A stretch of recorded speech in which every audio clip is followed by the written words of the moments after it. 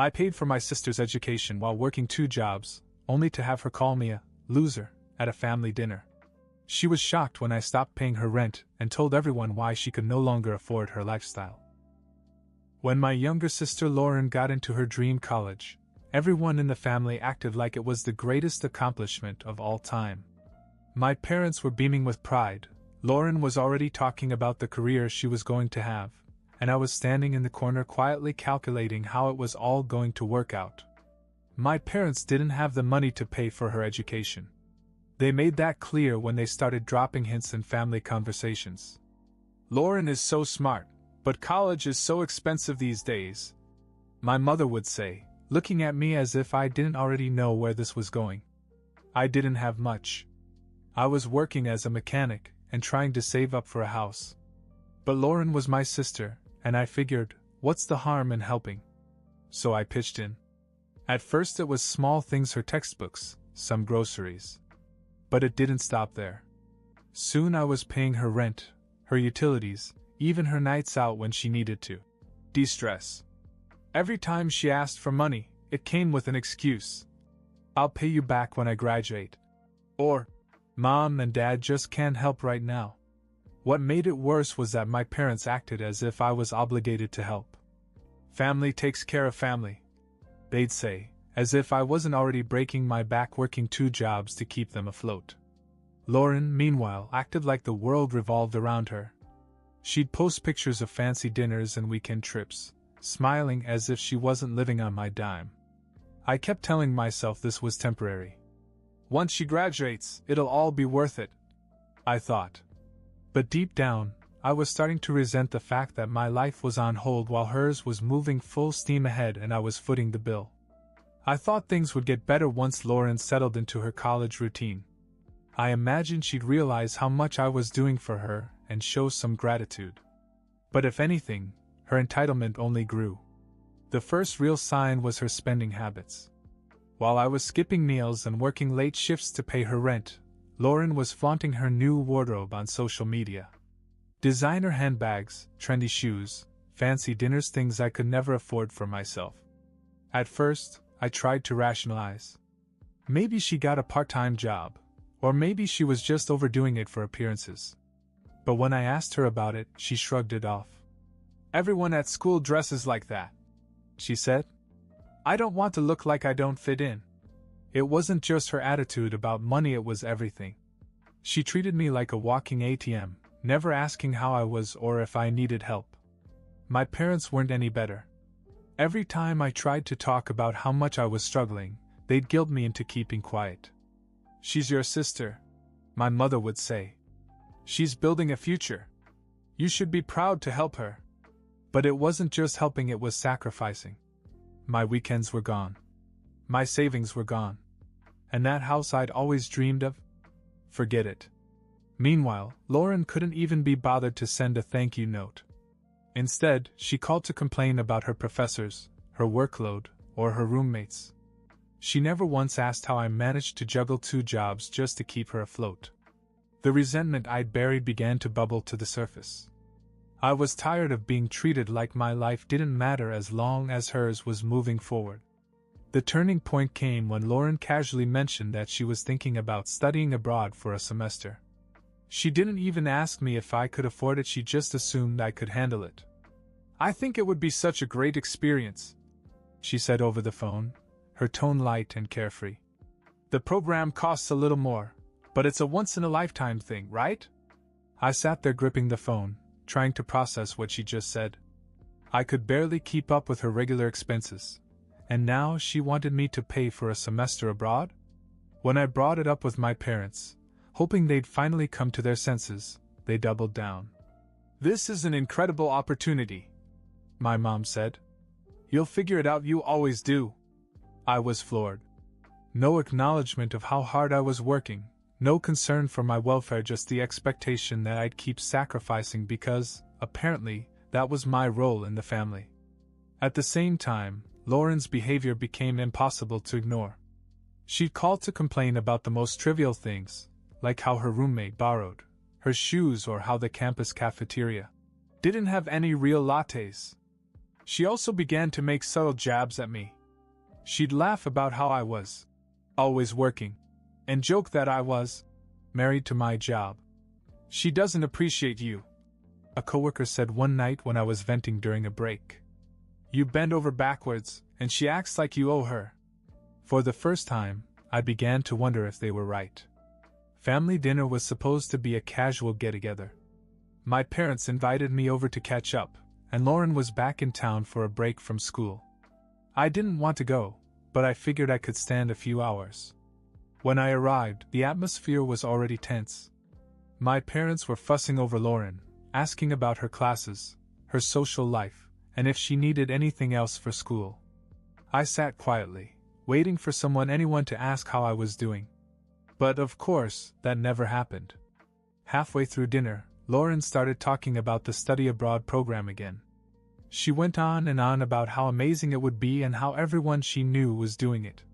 She looked right at me and said, "I hope you're ready for a little extra work, big brother. These programs don't come cheap." I froze. I couldn't believe she had the audacity to say that in front of everyone, like it was a done deal. "Maybe you should get a part-time job," I said, trying to keep my tone light. Lauren laughed. "Me? A part-time job? That's funny. I'm too busy with school." That was it. The last straw. I put down my fork and stared at her. "You're joking, right? You think I'm just going to keep funding your lifestyle forever while you sit around doing nothing?" The room fell silent. My parents looked at me as if I'd just sworn at the dinner table. Lauren's jaw dropped, but she quickly recovered. "What's your problem?" she snapped. "You've always been so bitter. Just because your life isn't going anywhere doesn't mean you have to take it out on me." That hit me like a punch in the gut. After all I'd done for her, sacrificing my time, my money, my dreams, this was how she saw me? A failure? Her words hung in the air like a slap in the face. I could feel my blood boiling, but I wasn't going to let her have the last word. "Bitter?" I said, leaning forward. "You think I'm bitter because my life isn't going anywhere? Lauren, my life isn't going anywhere because I was too busy funding yours." My parents immediately jumped to her defense. "That's inappropriate," my mom said, her voice sharp. "You're her brother. It's your job to support her." "My job?" I repeated, letting out a bitter laugh. "When did it become my job to work 2 jobs so she could live in luxury? When did it become my job to sacrifice my entire future so she can have hers handed to her on a silver platter?" Lauren folded her arms and rolled her eyes. "Oh, there it is," she muttered. "The martyr routine. That was it." I was done. "You know what?" I said, standing up. "Go ahead and call me a failure, Lauren. But at least I worked for everything I have." "What have you done?" "Nothing. You sit around spending my money while you pretend you're better than me." I turned to my parents. "And you two are no better. You've enabled their selfishness at every turn, and I'm done playing along. I'm not paying for anything anymore. Not her rent, not her tuition, nothing." The silence was deafening. Lauren's face went pale, and for the first time she looked genuinely shocked. "You can't do this," she said, her voice shaking. "How am I supposed to live?" "Figure it out," I said, grabbing my jacket. "I've been doing it for years. Maybe it's time for you to learn." I left that dinner feeling a mixture of anger and relief. For the first time, I'd stood up for myself, but I knew the fallout was coming. Sure enough, it didn't take long. The next morning, my phone exploded with texts and calls. First it was Lauren. She began with passive-aggressive messages. "Thanks for ruining dinner. Hope you feel good about leaving your own sister out to dry." When I didn't respond, the guilt trips began. "You're really going to leave me like this? After all I've been through?" I ignored every message. If she wanted to play the victim, she could do it without me. Then my parents got involved. My mom called first, her tone dripping with disappointment. "I don't know what's gotten into you," she said. "Lauren needs your help. She's your sister. She's been my financial responsibility for years." I shot back. It's time for her to grow up and take care of herself. My father was no better. He called later that day and said, "You're being selfish. You're punishing her for no reason. What's she going to do now?" "Get a job," I said bluntly. "Like the rest of us." The real kicker came later that week when I got a call from Lauren's landlord. Apparently, she told him that I was the one who paid her rent, and when the payment didn't go through, he came straight to me. "She's not my problem anymore," I told him. "You need to talk to her." That conversation must have been a wake-up call for Lauren, because a few days later she showed up at my apartment unannounced. She looked disheveled and panicked, a far cry from the confident, entitled person I was used to seeing. "You can't just cut me off," she said as soon as I opened the door. "Yes, I can," I replied, leaning against the doorframe. Lauren stood there, shifting from foot to foot like a child caught in a lie. She wasn't used to hearing, "No," from me or anyone else, for that matter. "You don't understand," she began, her voice rising with desperation. "If you don't help me, I'm going to lose my apartment. I can't just move back home. Mom and Dad don't have room for me." "Not my problem," I said flatly. Her jaw dropped. "Not your problem? You're my brother. And for years I've been more than that," I replied, stepping forward. "I've been your safety net, your bank, your excuse to avoid growing up. I worked 2 jobs so you could live your dream, and the one time I asked for respect, you call me a failure. So no, Lauren, it's not my problem anymore." She blinked as if she couldn't believe what she was hearing. "I didn't mean it like that," she stammered. "I was upset and I just wasn't thinking." "You never think," I shot back. "You never think of anyone but yourself. You use me, you use Mom and Dad, and now you're panicking because you finally have to face the consequences." Then she started to cry, big dramatic sobs that might have worked on someone else. But I wasn't falling for it anymore. "You're not going to guilt me into changing my mind," I said. "You need to figure this out for yourself. Get a job, budget your money, do whatever it takes, but leave me out of it." She didn't like that answer. "You're being cruel," she snapped, wiping away her tears. "You're supposed to help the family. That's what family does." "No," I said, my voice firm. "Family supports each other. They don't take advantage of each other and call it love. And until you figure that out, don't bother coming back here." I closed the door, cutting off the excuse she was about to make. For the first time, I felt in control of my life again. After closing the door on Lauren, I braced myself for the fallout. She wasn't the type to suffer in silence, and I knew she tried to turn this into a sob story for our parents. Sure enough, they called me the next day, furious. Mom started with the usual guilt trip. "How could you do this to your sister?" she demanded.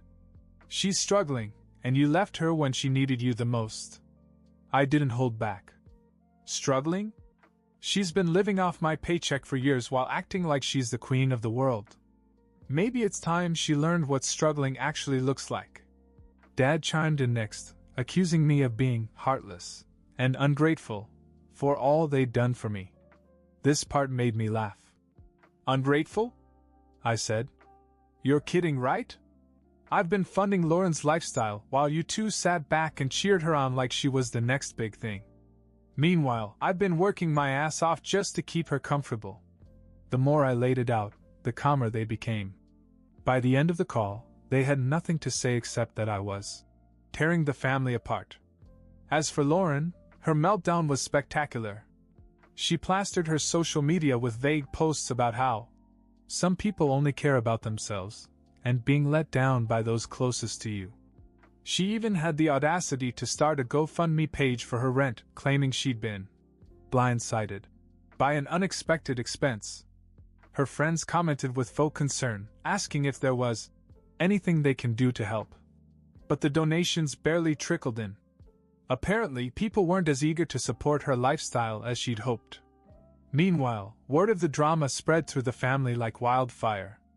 My aunt called to say she'd heard I was being unreasonable. But after I explained the situation, she quickly changed her tune. "She really expected you to keep paying her rent?" she asked in disbelief. Welcome to my world, I replied. After my parents showed up at my door, I realized just how far this whole situation had gone. It wasn't just Lauren's entitlement anymore, it was the entire family enabling her, treating her problems as if they were mine to solve. They didn't stop at guilt. My mother began to spread the narrative that I had failed Lauren and the family. I heard from cousins and relatives I hadn't spoken to in years, suddenly chiming in with messages like, "It's not fair to let her struggle," or "Family comes first." But as the days passed, Lauren's facade of control began to crack. I heard from mutual friends that she had moved back in with my parents after being evicted. Of course, that wasn't enough for her. She made it clear that she expected to be coddled there, too. One friend told me she'd overheard Lauren complaining about the food at home. She's mad that her parents don't cook her real meals, my friend said, laughing. She even joked that they should hire someone to take care of her since you're not around to do it anymore. Hearing this only cemented my decision to cut ties. If my family wanted to enable her behavior, that was their choice. But I wasn't going to keep burning myself out for someone who couldn't even show basic gratitude. Lauren's downward spiral continued. She moved back in with my parents, who coddled her like a helpless child. They enabled her every whim, using what little savings they had left to support her lifestyle. Meanwhile, they doubled down on blaming me for her situation, acting as if I'd committed some heinous crime by cutting her off.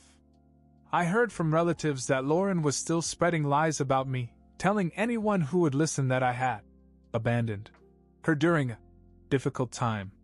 She conveniently left out the part where she'd been leeching off me for years while flaunting her privilege like it was her birthright.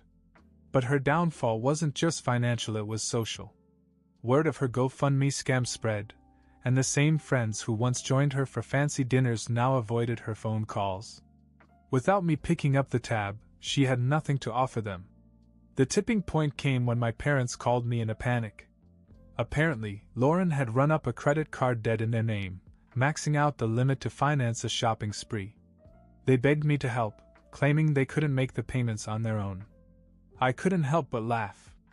After all they'd done defending them, enabling them, vilifying me, they had the audacity to come crawling back. "This is your mess to clean up," I told them firmly. "You chose to support her, you chose to ignore her behavior, and now you're dealing with the consequences." For once, they didn't argue. Maybe they finally realized that I wasn't going to swoop in and save her like I had so many times before. That was the last I heard from either of them. I moved on with my life, focusing on building my future without their constant drama weighing me down. It took years to repair the damage they'd done, but I came out stronger for it. As for Lauren, the last I heard, she was still living with my parents, stuck in the same cycle of entitlement and excuses. Part of me felt sorry for them stuck with their selfishness, but mostly I felt relieved. They had made their bed, and now they could lie in it.